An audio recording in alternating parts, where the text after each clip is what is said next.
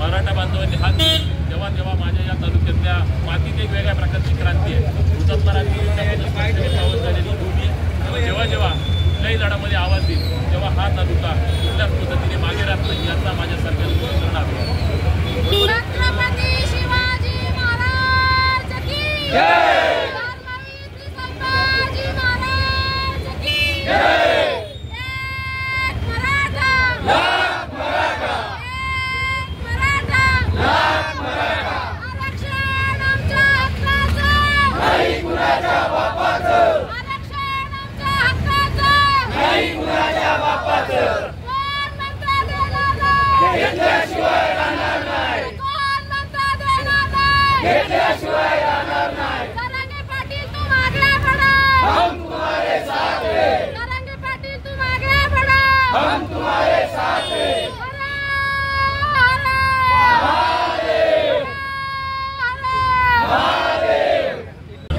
या ठिकाणी उत्तर आहे मला विरोधकांना हे उत्तर द्यायचं जे लोक विचारतात की दारंगे पाटलांना रसद नेमकं कोण, प्रत्येक जण काही वेगवेगळ्या नेते मंडळींची नावं घेतात।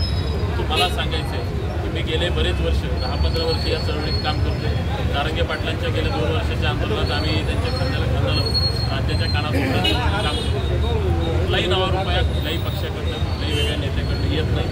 आमची जी सर्वसामान्य जनता आहे ती या ठिकाणी मदत करते। आज आपण पाहिले लाख लोकांचं जेवण आपल्या तालुक्यात जाते, प्रत्येक घरातल्या माता माऊलींनी तिच्या कष्टाने घरातली बनवलेली भाकरी चपाती आज आपण घेऊ शकतो। ज्यांनी बिस्किट पुढे दिले सकाळपासून पाहतोय, ज्याची 200 रुपयाची परिस्थिती आहे तो 2-4 पुड्यांचा बॉक्स घेऊन येतो, ज्याची परिस्थिती आहे तो एखादं विस्तारीचं बॉक्स घेऊन येतो। आज मटेरियल जमा करत करत त्याचा मोठ्या प्रमाणावर संख्येत रूपांतर होतं।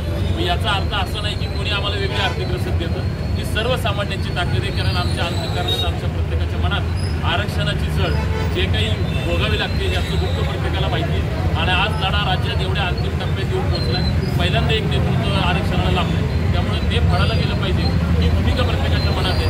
म्हणून प्रत्येक माता मुलीने प्रत्येक आमच्या युवकांनी प्रत्येक बांधवांनी मोठ्या कष्टाने मागाशी आपण पाहिलं एक बाबा आमचे या ठिकाणी आलेले ज्यांचे खरं तर ज्याचा पाय नव्हते चालता येत नव्हतं तरी देखील या ठिकाणी साहित्य घेऊन आले।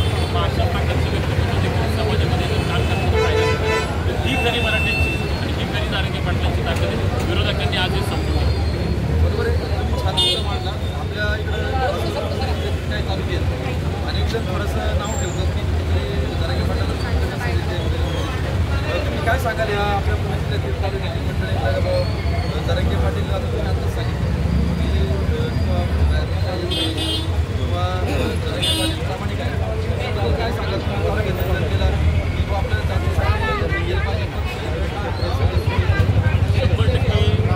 आज आपण 70 वर्षापासून अर्ज या ठिकाणी उत्तर आहे मला विरोधकांना हे उत्तर द्यायचं जे लोक विचारतात की दारंगे पाटलांना रसद नेमकं कोण, प्रत्येक जण काही वेगवेगळ्या नेते मंडळींची नावं घेतात।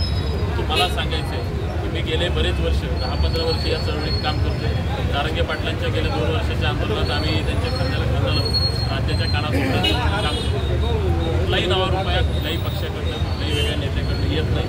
आमची जी सर्वसामान्य जनता आहे ती या ठिकाणी मदत करते। आज आपण पाहिले लाख लोकांचं जेवण आपल्या तालुक्यात जाते, प्रत्येक घरातल्या माता माऊलींनी तिच्या कष्टाने घरातली बनवलेली भाकरी चपाती आज आपण घेऊ शकतो, ज्यांनी बिस्किट पुढे दिले सकाळपासून पाहतोय, ज्याची 200 रुपयाची परिस्थिती आहे तो 2-4 पुड्यांचा बॉक्स घेऊन येतो, ज्याची परिस्थिती आहे तो एखादं विस्तारीचं बॉक्स घेऊन येतो।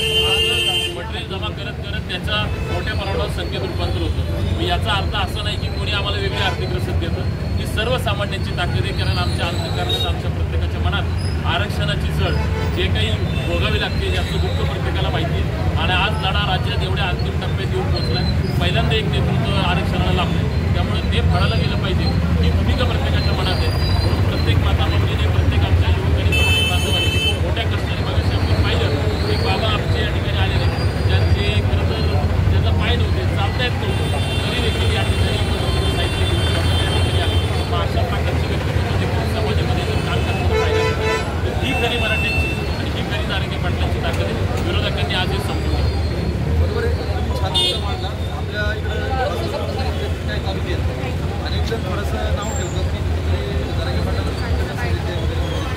तुम्ही काय सांगाल या आपल्या पुण्यातल्या तालुक्यातील मंडळी जरांगे पाटील आता तुम्ही आता